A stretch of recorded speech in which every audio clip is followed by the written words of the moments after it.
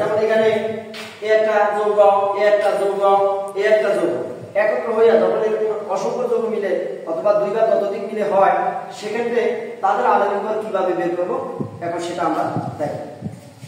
আমি যদি তোমাদেরকে প্রথমটা কাজ করে দেখাই, এটা হবে 24 জন পানি। আমরা প্রথমে এখানে অ্যালুমিনিয়ামের পারমাণবিক ভর কত সেটা জানব। যেমন অ্যালুমিনিয়াম আছে কত? দুইটা।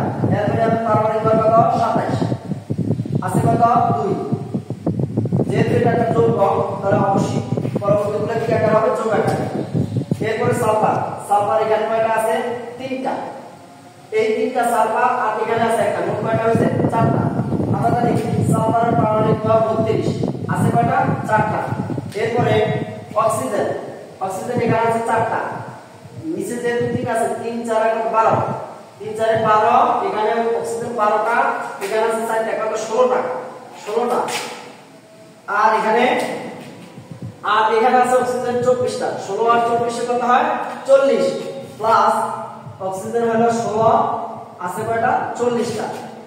আমি আবার বলি, এখানে আছে অক্সিজেন 12টা, এখানে আছে 4টা, 16টা, আর এই আছে 24টা, 40টা। এরপরে পটাশিয়াম, পটাশিয়াম হলো কি? এখানে কয়টা আছে? 2টা। তাহলে এটা হলো কত? 39। পারমাণবিক ভর 39 আছে কয়টা?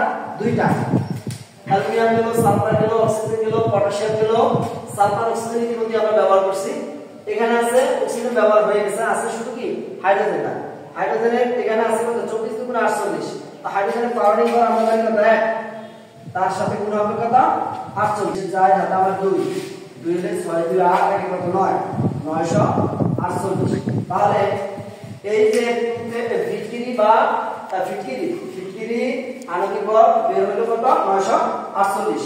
এভাবেই আমরা 2 নম্বরের কাজটা করতে হবে। আমরা যদি যে কপার সালফেট 5 পানি যেটাকে আমরা করতে বলছি